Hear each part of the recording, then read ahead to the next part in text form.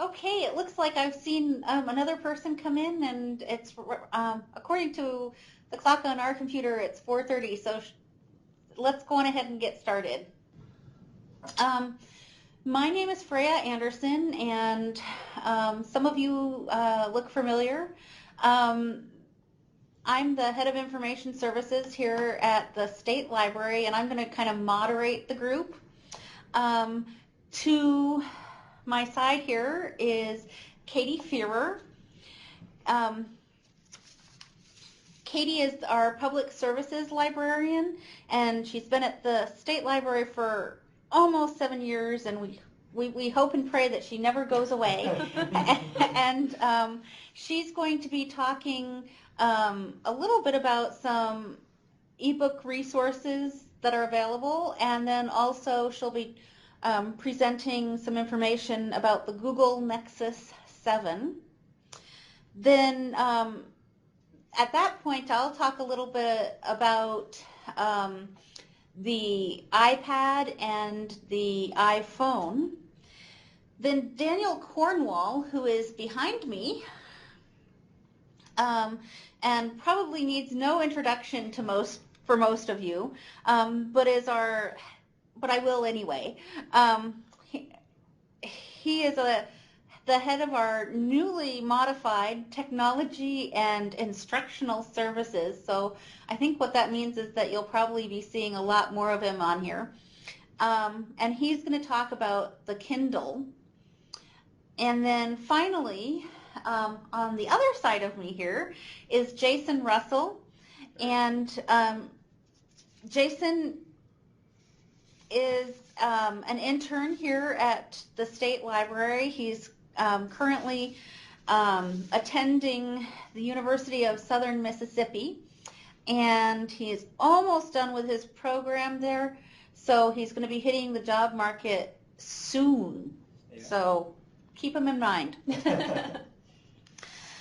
Okay, so I'm going to pass this on over to Katie first. I will, at the end of each segment, go around to each of the two libraries joining us.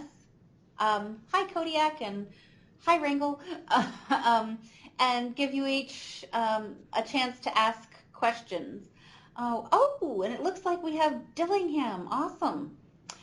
And actually, Freya, before we jump into the presentation, if there's someone from Fairbanks monitoring us, I'm wondering if it looks like Kodiak is the location being recorded, because I'm seeing a red dot in the corner. And I just want to make sure that it's us being recorded, or the whole thing. Daniel, this is Kay and Wrangle, and on our screen the red dot is on you guys.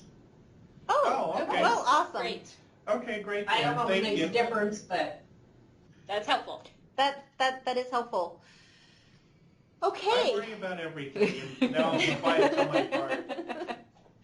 So, looks like we have Dillingham with us now too, so that's fantastic. Hi. Hi. And we'll jump on in because we have a lot to cover, but if you have questions or you can't hear or see as we go along, do go on ahead and jump in, but otherwise I will give you a chance to ask questions after each segment. And now, Katie. Okay, hi everyone. So as Freya mentioned, I'm going to be talking a little bit about some things that are relevant to anyone using an ebook on any ebook reader or tablet. And to begin, I'm going to show you a little guide that we have prepared, and you should now be seeing it on your screen. It's a web page, and you can just wave your hand if you don't see the web page. It's called Getting Started with eBooks. Oh, Kay just waved her hand. Okay. You're not seeing the web page? there it is. There it is.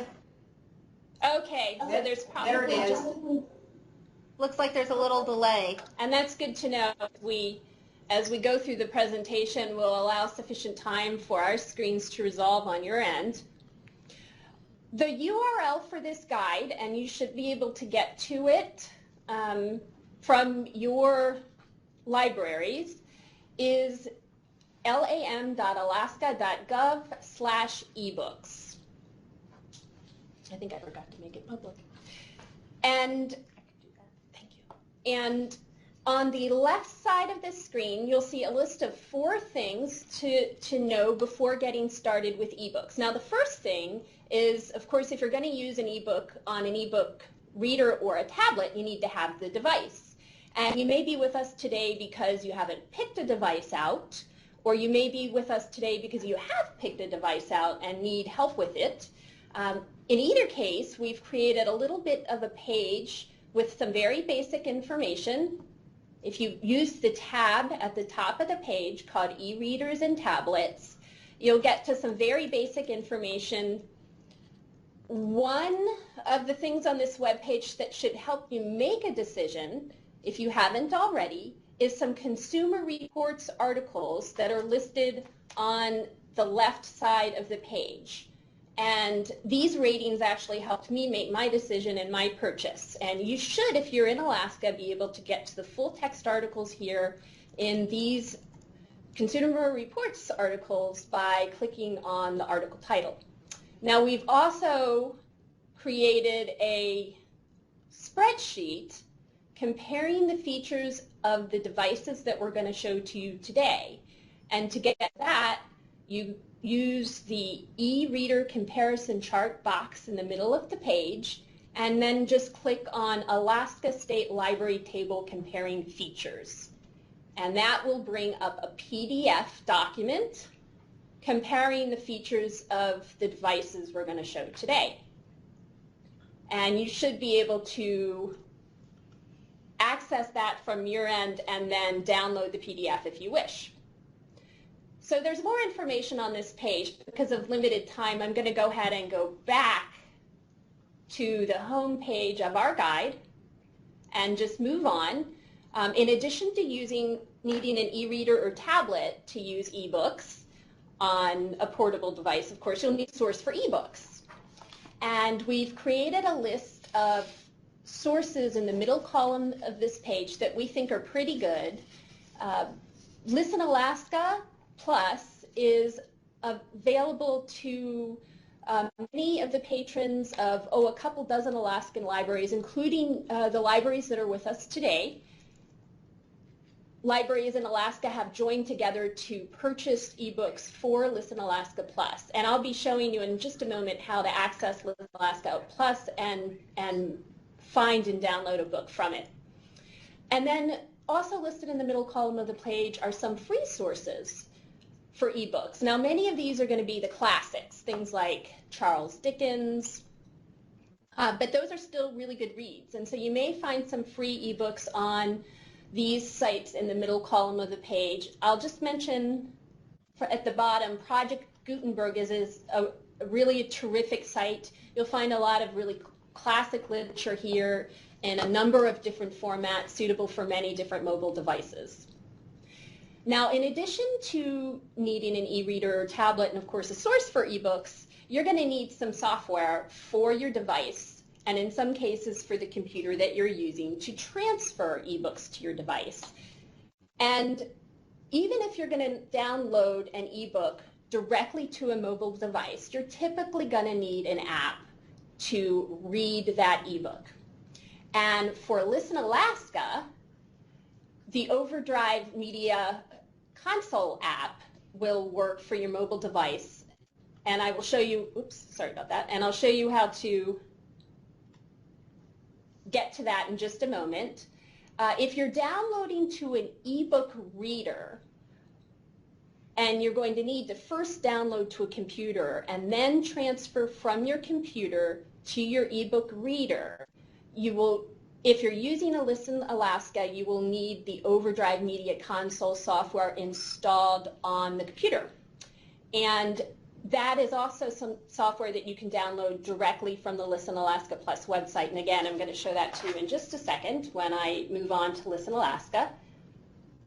And then, of course, in addition to the software and the source for ebooks and an e-reader or tablet, you're going to need to know what types of files will work on the device that you're using.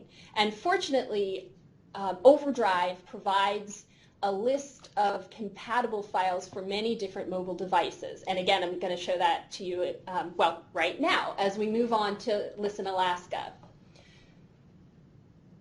So in this guide, I've included some active links to Listen Alaska. And the one I'm going to open first is the Overdrive Device Resource Center. And I know it's probably taking just a minute to resolve on your end. Now, I found this pretty helpful. Can folks wave when you see it? Great. Okay. So We see half of it comes through. Okay. It's kind of pixelated on the bottom. But that's okay. You can see the top half. I won't do a lot of scrolling. I just want to show one thing on this page. Now, I'm kind of a newbie to mobile devices. So when I got my Google Nexus 7, I really wasn't sure what kind of files would work on it.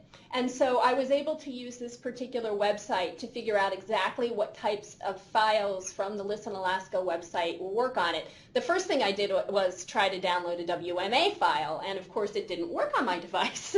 And after that, I looked at this web page to figure out exactly what I could use. I should have looked at this web page first. So this is a great resource if you're new to ebook readers and tablets, to figure out what types of files available from Listen Alaska will work on your device. And let me go on now to showing you how to download a book from Listen Alaska Plus. So I'm going to go ahead and click on Listen Alaska Plus, and I know it's going to take a minute to resolve on your end. Again, if folks just want to wave when you can see it, but I know it'll be a while because it hasn't even resolved here yet.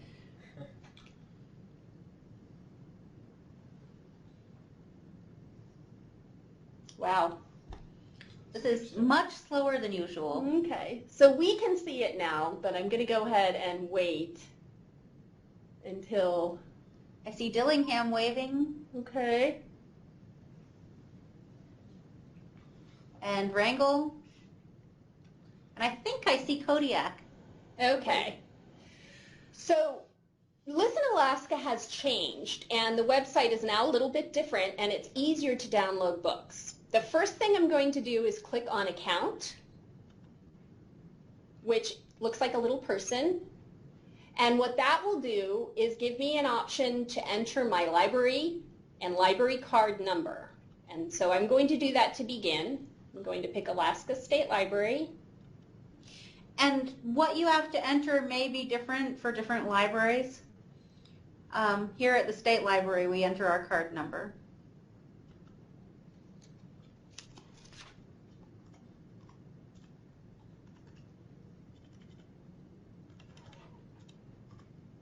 And I don't know if you can see that it's not encrypted, so if anybody's really on the ball, you can check out all sorts of things from Katie's account. So I'm just going to give a second for this to resolve on your end. When you see my bookshelf and can see that I'm trying to learn French, there we have someone waving. So the nice thing about the new Listen Alaska is when you log in, you immediately see your books that you've checked out. Now, I can download them from here. I already have, or I can read them right in the browser, which is a little bit new. But this is mainly to show you how to download. So I'm going to do that by entering a simple search, and I'll just be consistent here and enter French. While that's coming up, I'm going to take this opportunity to let everybody know that we've started a beginning French practice group, and it's available through OWL as well. So if anybody would like to join us at noon on Fridays, practicing French at a very, very beginning level, sign up. Okay. So I'm hoping that you're seeing my French search results. Can you wave your hand if you see French search results? Uh-oh. Somebody, okay, Dillingham, okay, great. Now, one of the nice new things about the search results in Listen Alaska is you can immediately tell from the results whether an item is available now by seeing either a dark book or a dark set of earphones, or a grayed out book. Now, if the book symbol on the upper right-hand corner or the earphones on the upper right-hand corner are grayed out, that means the book is not available now. And if you see a dark black symbol, that means the book is available now. Now, of course, if I only wanted to see available books, I'd click on Available Now. I think this, even though this is not about learning French, I think this weird and witty tales looks good. So I'm going to click on that. And I'm assuming you may be seeing, may not be seeing, you're probably just about seeing the page. Can you see the big borrow? Great. Now at this point, if I wanted to borrow the book, I'd just click on borrow. I can see here that it's available in a number of different formats, EPUB, PDF, Open EPUB. I am actually not going to click on borrow because I know it'll take a little bit of time to download that book, and I don't want to do that. But all I'd have to do at this point is click on borrow, and it would be added to my library. And if I was using a mobile device, that act itself would download the book. Actually, first what it does is it gives me an option to open a particular app to download the book, and I choose the app, the Overdrive Media Console app. But at that point, it becomes available on my reader or on my computer if I'm using a computer. And it's as easy as that. So it's grown a lot easier to use Listen Alaska over the last few days. And at this point, that is all I was planning on showing you. I'd mentioned that Overdrive has a page where you can read about the types of apps and software that will be helpful on a mobile device or on your computer for using Listen Alaska. I don't have time to show that to you, but you can get to it by clicking on Help at the top of the Listen Alaska webpage. So at this point, we're going to pause for questions. And if anybody wants to jump, I see a hand raised already. So let's start off with Kodiak. When you check out an item, and for instance, if you have the document EPUB, that was the version that you needed for your device, is that title checked out, or could somebody else who had a different device that needed a different format still check that title out, or is it just based on the title? It's based on the title. So if there's some popular titles, there may be multiple copies available, but that copy would be checked out. And in fact, when you look at the book on the Listen Alaska webpage, there's a window that will say copies, and you can probably see it in the bottom. Freya's going to switch back. The bottom left part, the page for a particular book will tell you how many copies are available, how many are checked out, and in fact, this is nice. This book is always available. And that's mostly public domain titles. Okay. Any other questions? That one, Freya? So was that still in Kodiak or? Yes. Okay. Yes. I'm trying to find music for my Kindle Fire HD. So we were having trouble finding music for the Kindle. The new Kindle HD Fire. Mm-hmm. And did you look on Listen Alaska? Did you use the Device Resource Center? Didn't we?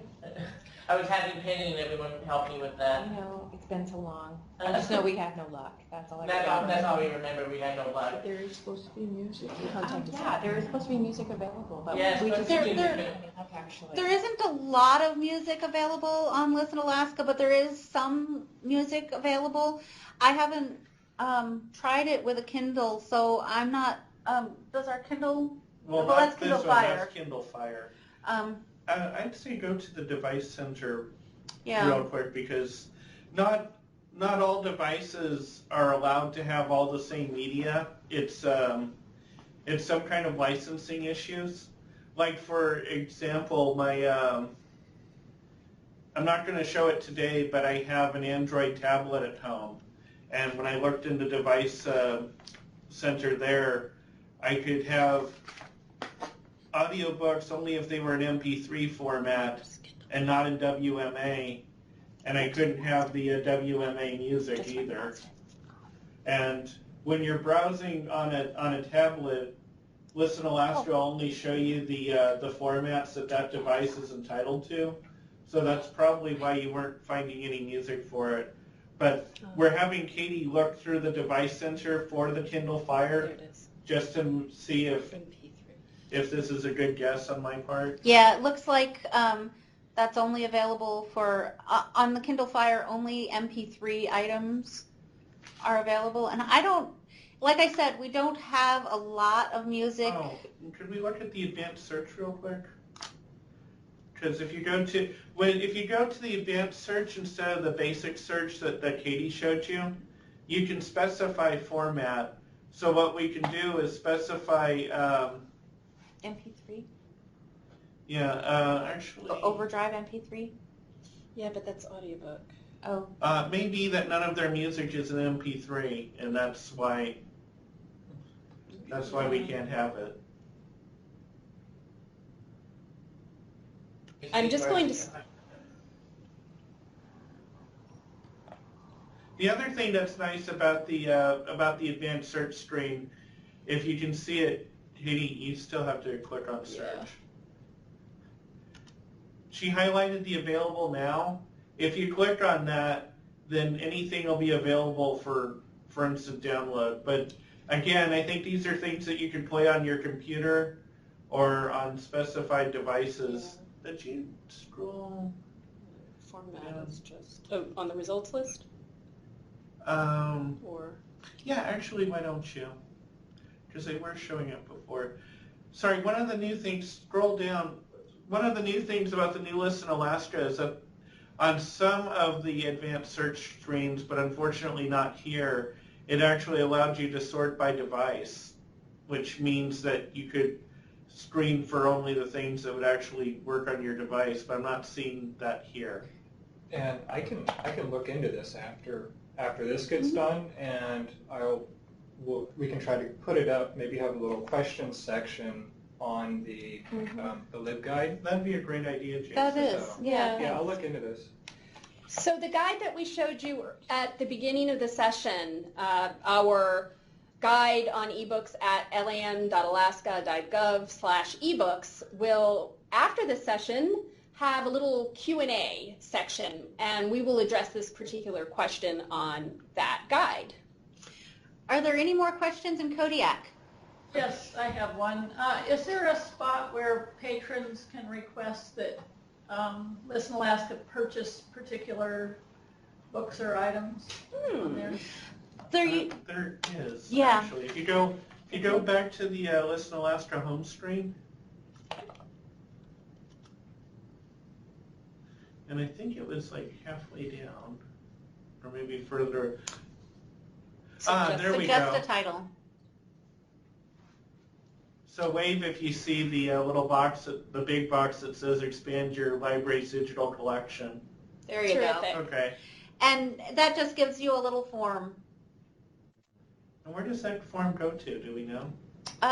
It goes, I believe, to Nina Malashev and Mary Jo Joyner and Kenai, who take care of the requests.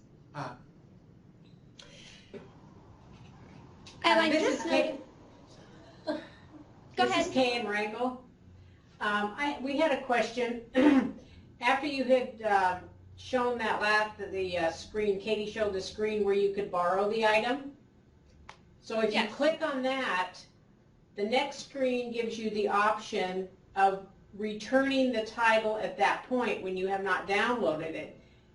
Is there, I know there hasn't been in the past, but is there a way to return the books early if they're not a Kindle book?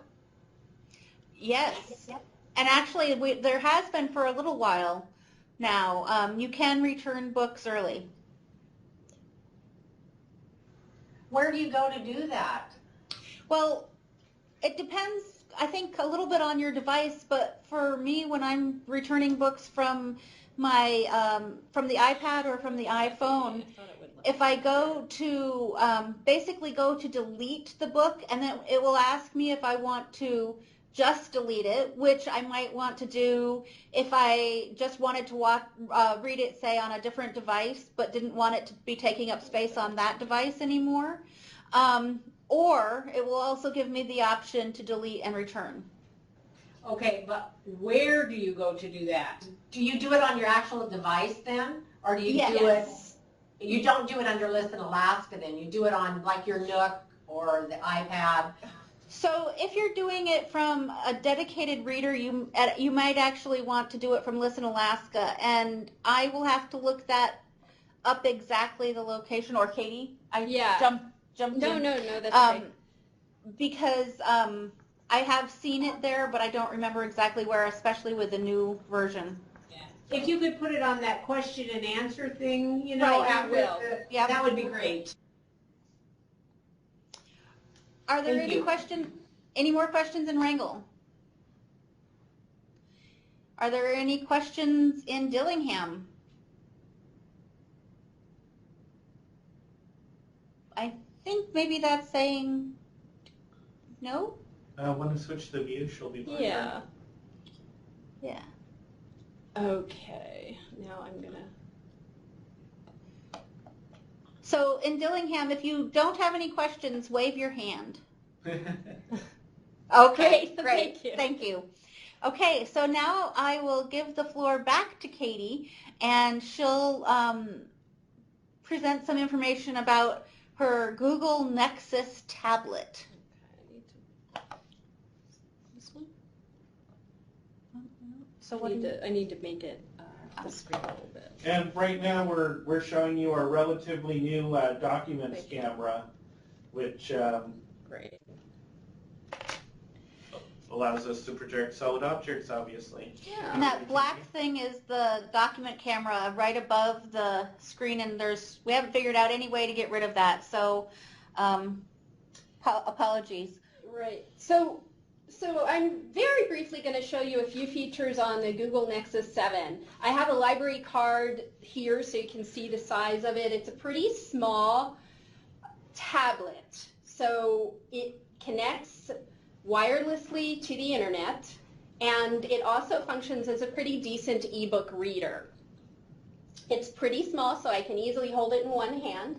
It's got a camera on the front and a speaker on the back. It's a very, very simple device. It's easy to use. I bought it last month. I don't spend a whole lot of time with technology, and it was still pretty easy to learn how to use. It comes with this little mini USB cable that I plug into the device and then into my computer, or into an outlet to power it. The battery lasts about 9 or 10 hours, which is a pretty good amount of time, and it does recharge pretty quickly. It uses the Android operating system, which is a very common operating system, which means that you can find a whole lot of apps to use on it to assist with reading ebooks and doing other sorts of stuff too, if you're so inclined. I bought mine primarily for use with ebooks. And let me show you a little bit of the ease of navigation. I found it really easy to use. There's a little home button on the bottom, or a home icon, which will take me to my home page, which I'm already on. There is a back button. As internet users, we all get used to using a back icon on our browser. This machine has one that you can use as well. It's on the lower left-hand side. And then on the lower right-hand side, I can get to a list of my open web pages and apps, which is very difficult for you to see, but you can see that each little box here is an open web page or app. This line of icons on the bottom of the page, which I see is very, very hard to see. You can kind of see part of them, although there's some glare. Is a web browser. I can get to Google Chrome. Freya's trying to adjust the glare now. I'm going the wrong way. I can get to my book library. I can get to the apps I've downloaded. I'm going to go ahead and you can't really see it very well. I noticed this before. It's really hard to see, particularly on this homepage, and it's because of the design on the back of the homepage. But the other pages are much more visible. And by tilting the device a little bit, I can show you these icons. So there is I'm going to go to my apps icon here so I can show you how to get to the ebooks that I've downloaded. I can go to my ebook library directly by clicking on the books, but just for this demonstration, I want to show you some of the apps. I want to show you the Overdrive Media Console app that I downloaded from the Overdrive website. Right here, it says Overdrive Media Console, and I'm going to click on that, and that will open. Well, that one should do okay lying down. Okay. So you can see my little Overdrive bookshelf here. My French books are here, and as well as some other books that I've downloaded. Now, I actually downloaded, you can see The Origin of Species. I downloaded that from the Gutenberg website. So even though I'm using the Overdrive Media Console app, I can use it with books from some of those websites that we looked at the beginning. And if I want to open an ebook, all I have to do is click on the title and the book opens. So it's very, very easy to use. And the last thing I want to show you with this device is the simplicity of getting to the settings is just a swipe down on the top right-hand corner of the page, and I can get to my settings. I can change my display to increase the text size. I'm going to use my little back button that I showed you at the beginning to get back to my prior screen, including my book. And then there are some accessibility options here if I want to use them. I can enable a feature called TalkBack and a feature called Explore by Touch, where the device will actually tell me what a particular icon will do. This device also has a read aloud, the ability to read aloud a book if you're using a Google Playbook. That's Google's own,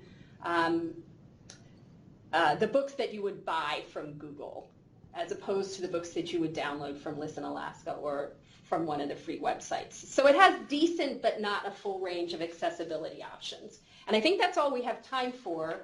I did want to just say it's very easy to use. And now we'd like to offer some a chance to ask questions of Katie. Are there any questions in Wrangell? No questions in Wrangell. Are there any questions in Dillingham? No questions in Dillingham. Are there any questions in Kodiak? Okay.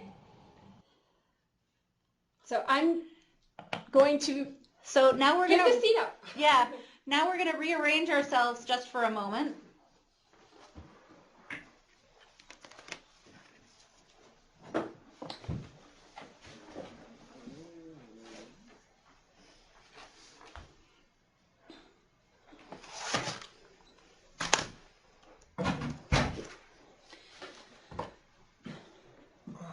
And I'm going to show you just a little bit about the iPad.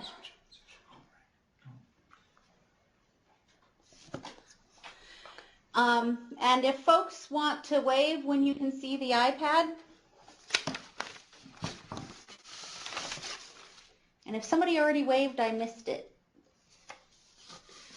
But it looks like okay. Okay, we'll go on ahead. So I don't have quite as much detail to provide about the iPad, mostly because a lot of what Katie described when talking about how to download is very similar.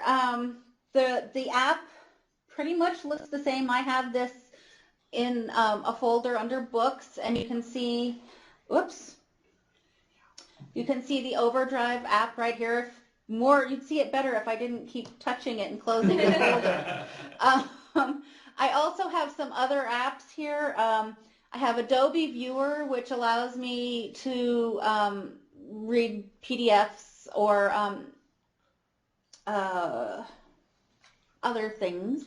I have Kindle.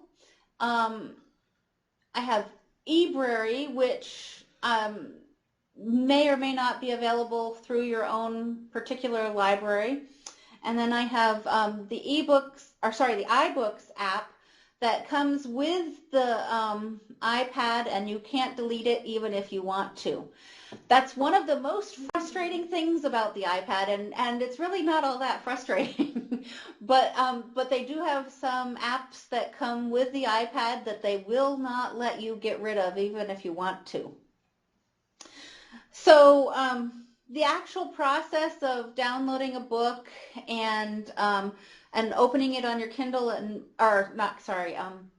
your iPad and moving around is pretty similar. Both of our devices have touch screens, and so you actually touch on the screen to move. And so I wanted to take this opportunity to tell you a few things about the iPad that I found weren't mentioned in any of the very minimal information that came with the iPad, but that I found out from different friends and colleagues. And so I wanted to take a moment just to mention some of those things. The first thing I wanted to mention is that if your device starts running slowly, you might want to consider shutting down some of the apps that may be running in the background. And at first I didn't realize apps were running in the background, and then I thought that the only way to shut them down was to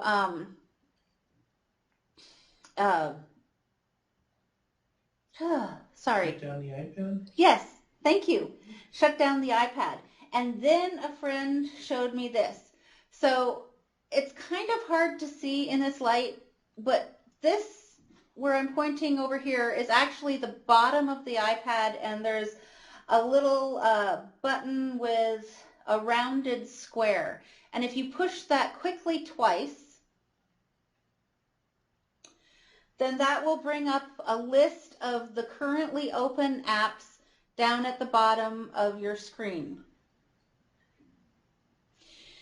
Then you go to any of those apps and you push on it,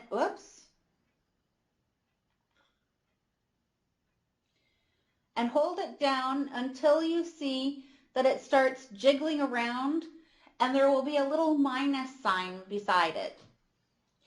At that point, you can close any of the apps that you don't want to be open just by clicking on that minus sign. When you're done, and if you want the rest of the apps to stay open, you just click that button at the bottom of your iPad again once. 1 minute.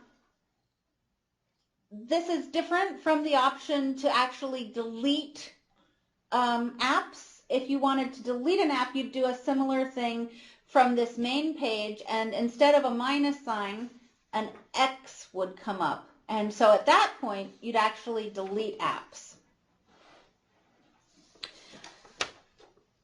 That was one of my most favorite tips. The one other tip that I wanted to make sure to let you know, because as librarians, we're always wanting to show other people about what we're doing, and that is how to take a screenshot of your iPad or your iPhone. And on this side of the iPad is the on-off switch, and on this side is that little home button that I was talking about and using earlier. And if I push them both at the same time, it will take a picture. And if I had my volume turned up, you'd actually hear the picture. At that point, all I need to do is go into my my Photos app, which I don't remember where I put it. But basically, it'll then show up on your list of photos that you have, and you can email it to yourself or post it to a website or Facebook, or there's a variety of things that you can then do with it at that point. Okay. So I just want to mention really quick that you can get this either with cellular or not with cellular. Getting it with cellular can be pricey, except for you can always turn that off, and so month by month. And one other thing that I had read earlier, or just recently, was I'd always heard that the backlit screen was difficult to, it could cause eye strain, and I think that's an important thing to keep in mind. But one thing I just recently read is that apparently it also gives a higher contrast, and so for people who have elderly eyes, which I'm increasingly becoming part of that set, this can actually be easier to read because of the increased contrast. So now I'm going to, I'm just going to really quickly put my iPhone on top of the iPad so you can get an idea of size. Everything that I've shown you today with the iPad works also with the iPhone or iTouch, except for the cell, which doesn't work with iTouch. And now, are there any questions about the iPad or the iTouch? Wrangle? No? Dillingham?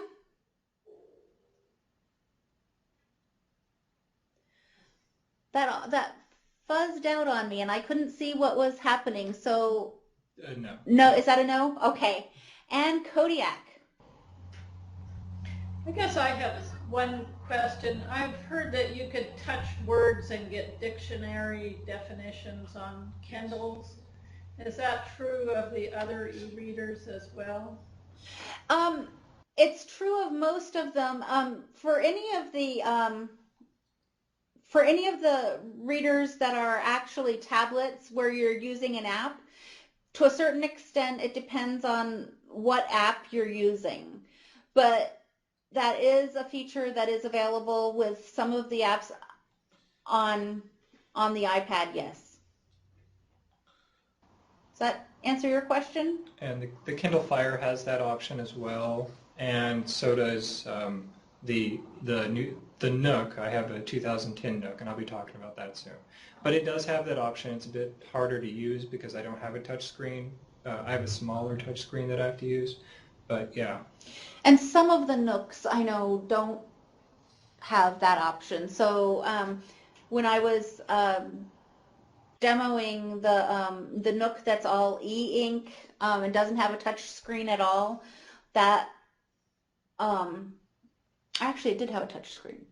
Anyway, that option wasn't available, but we can't demo that for you because we gave it away as a door prize. So. And on the Google Nexus 7, the option is available through the Google Play ebook app, but you have to be connected to Wi-Fi for it to work. Are there any other questions about the iPad or the iPhone? Okay, we're going to do another little switcheroo here, and Daniel is going to come up, and he will talk a little bit about the Kindle.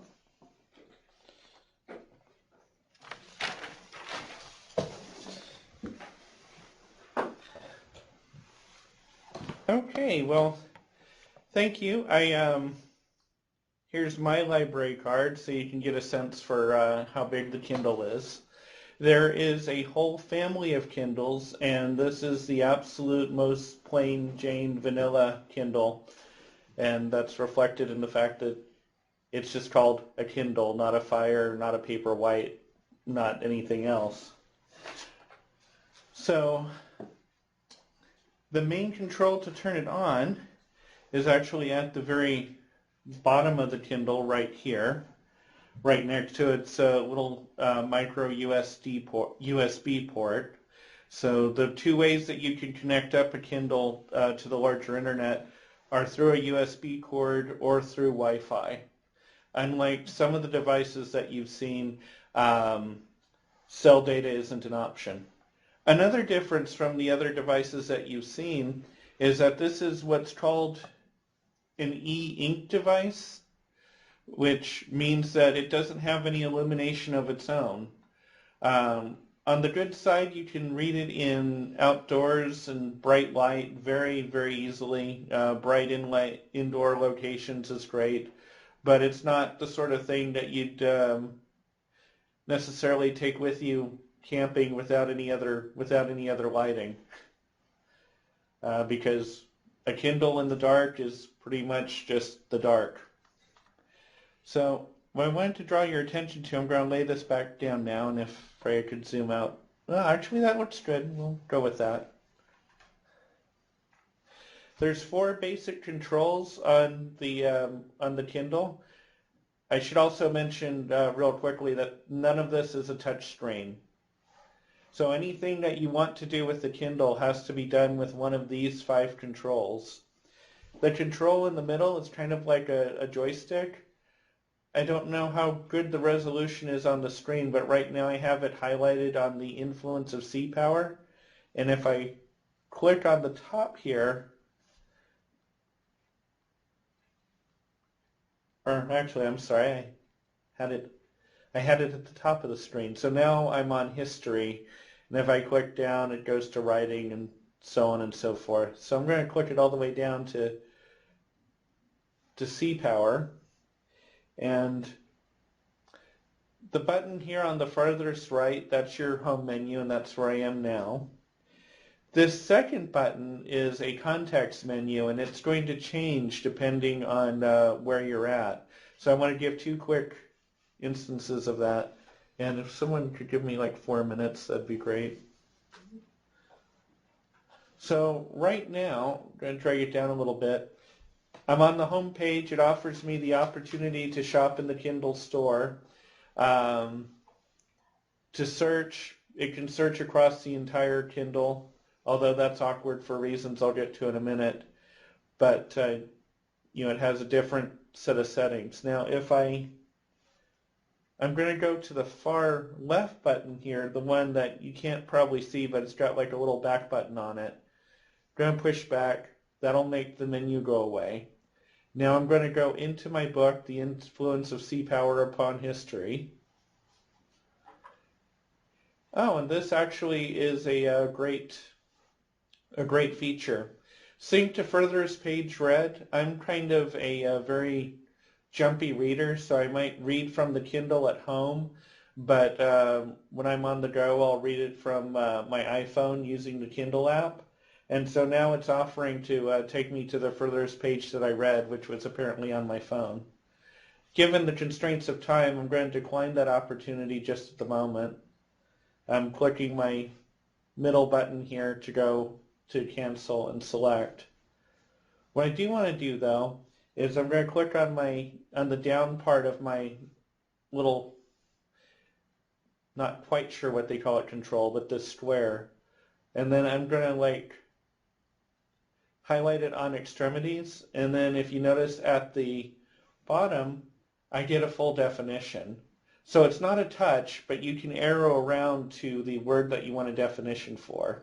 And this can also be good for foreign language learning because the Kindle allows you to install a number of different language dictionaries. Like I have a book called The Foundation Trilogy in Spanish, and I installed an English-Spanish dictionary so that when I come across hard words, I can just see what the English translation is. Okay, so And then I don't think I ever actually pushed the second context button.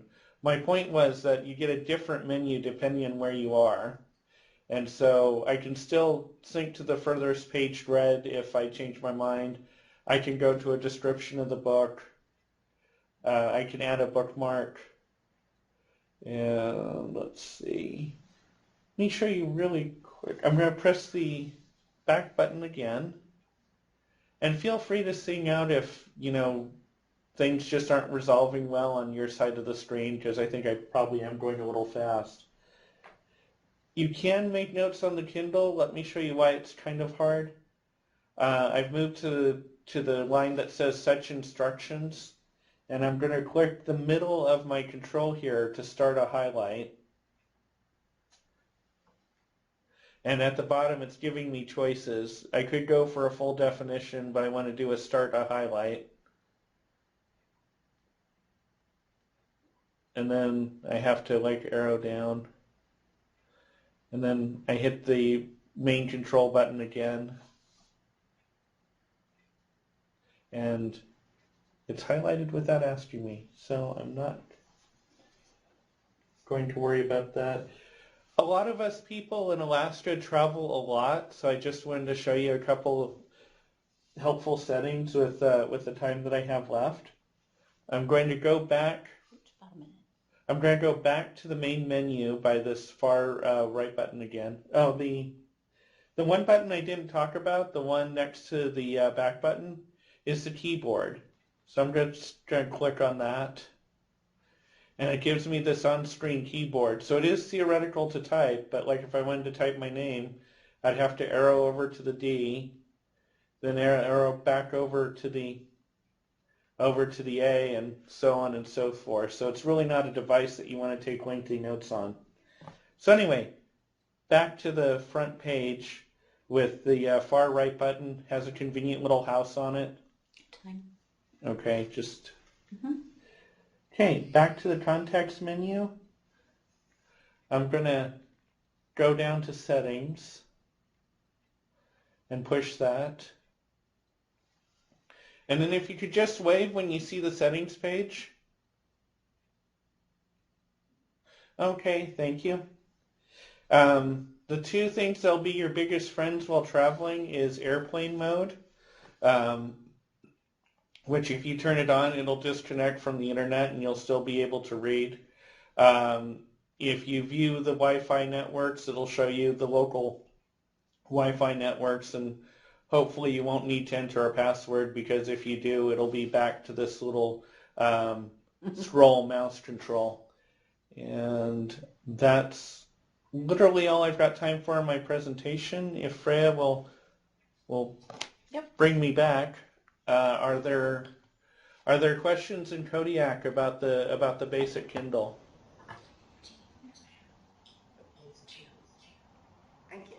I guess I have a question on any of these devices, but the Kindle especially, because I understood you couldn't borrow a library book.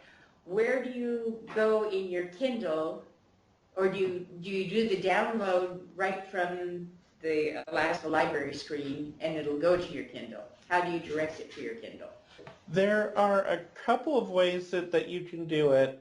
For books through List in Alaska, I would go to the website, search for the book that I was looking for. I'd probably use the advanced search to make sure that there was a Kindle book option for it, because not all of them have that. And then I click on borrow. It actually, in that case, takes me to the Amazon website where I click something else, and then it's wirelessly delivered to my Kindle. One thing that might be helpful for you all to know is one capability the Kindle has is you can email documents to it. Like if you have a Word or Excel document or things that are in some of Kindle's native format.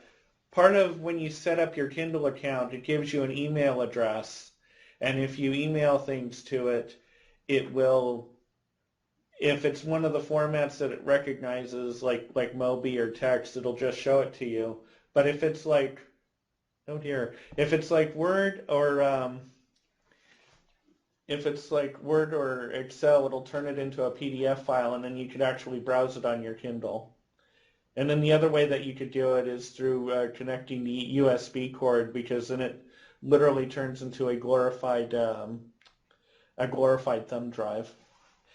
And I think we do want to get Jason on. Yeah. And should there be anyone in Fairbanks who could extend our session by like 10 minutes, that'd be really terrific. It's past their normal work hours. I don't know if anyone is, so I will take it try away. to call. Okay, so I'm just going to give it short and sweet. With the Nook, it's somewhat of a combination between the iPad and the Kindle. You have a smaller touch screen. It's the... Just one moment. There we go. Okay, Thank you. so you have the smaller touch screen, which you can scroll around, and this is the home page right now. And it you cannot hook up to all connections to the internet are wirelessly. So if you wanted to hook up through via landline, you can't really do that. And some other just basic features of the Nook is that it can do video as well as it plays audio quite nicely. Okay, so it looks like they're dealing with some. Can you still hear me? Yeah. Okay. It was the computer locking up. Oh, okay. So you can do video, but the screen it's e-ink. It's just like the Kindle, so it'll be in black and white. And so your video, you might not want to do that. You might, unless you have some sort of other application to view those videos. And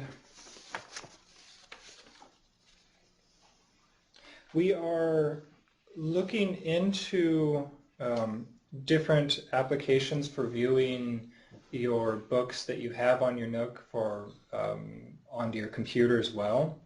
So, and if we find specific applications, we'll try to put those on as well, or on the LibGuide.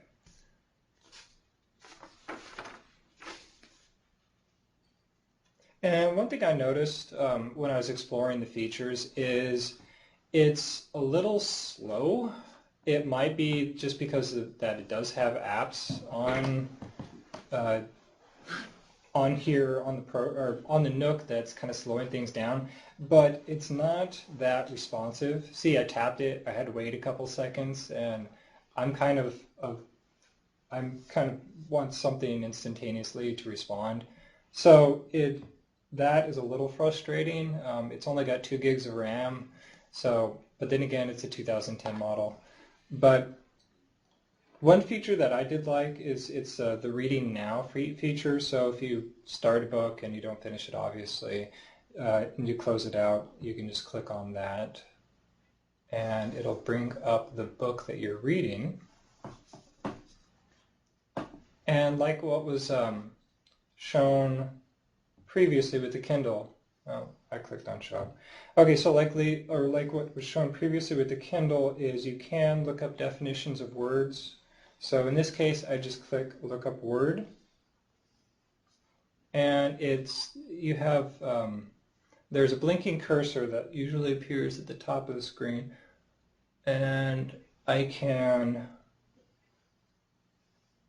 Yeah. Okay, there it goes. So you can just move it around the page to the word that you're looking for.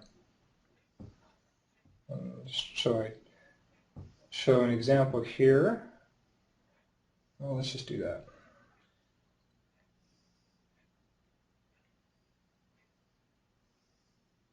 Okay, so it gives the derivations of that in this case.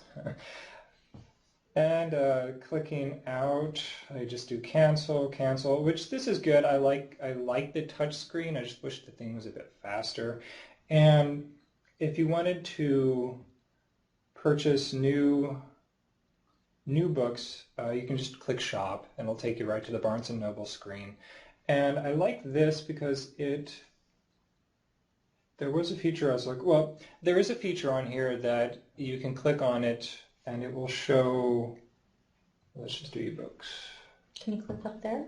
No, I try to. I keep on wanting to. So you have to scroll, and it's a little annoying. But coming soon, and the button on the far right-hand side is the enter button. So it'll load, and okay. So here's what I was looking at. So you have a list of books, obviously for different prices, and let's just do With This Kiss. And you can do the overview, and of course, it's nice because you can see the editorial reviews as reader reviews, kind of et cetera, et cetera, et cetera. But just to keep things moving along, the Nook is nice. Well, it's weight-wise, it's about 11.5 ounces, thereabouts. It's a little up there in terms of weight. So if you're kind of on the go and you're reading this as you're walking for, say, 30 minutes, it might get a little heavy, as some of the reviews I've read. But like the Kindle, can you see the Kindle real quick? Oh, sure. So the Kindle is quite a bit lighter. I mean, you can tell that it's at least several ounces lighter. But there are some, like the iPad, Apple iPad 2 weighs 21 ounces, just so you can kind of get an idea about that. Yeah, you probably don't want to walk around with while reading your iPad.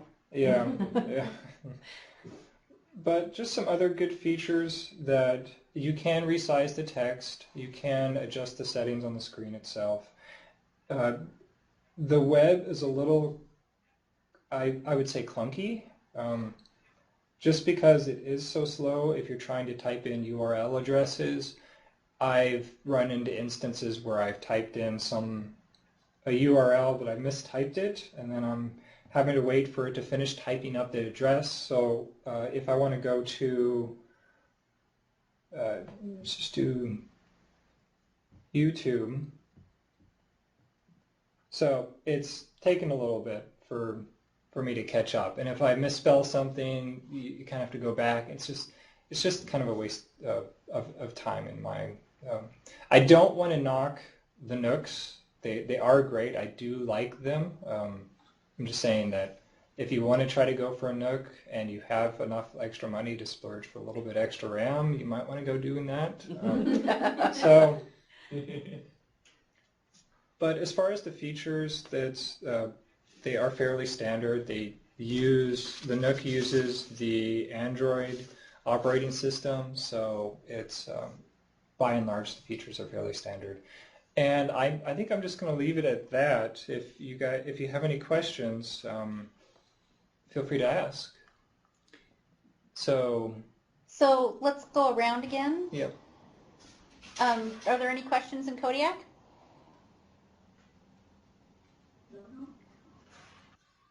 No? Any questions in Wrangell? No? Any questions in Dillingham?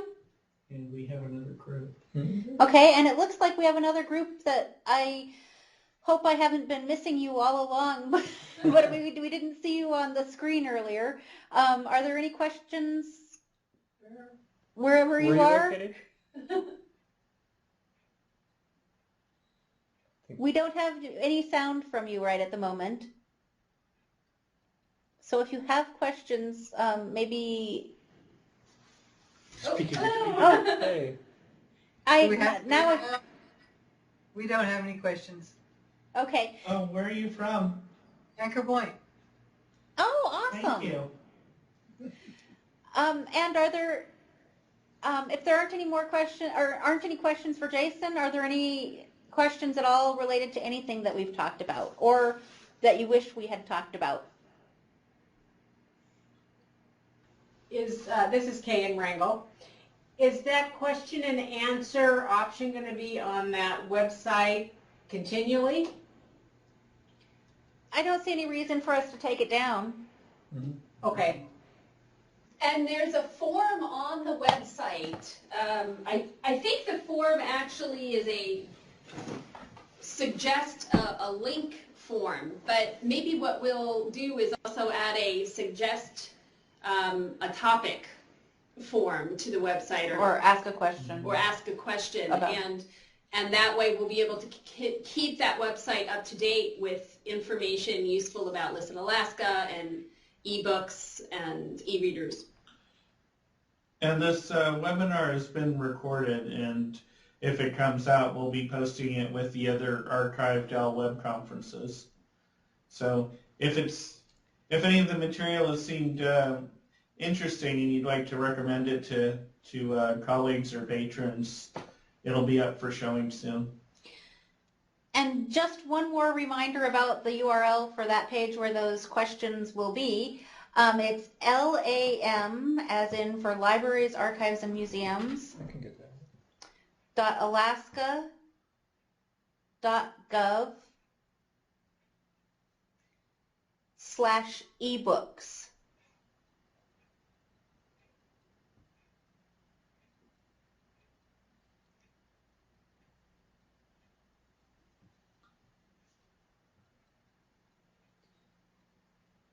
And I think we're just about out of time. If anybody has another quick question, we can take that.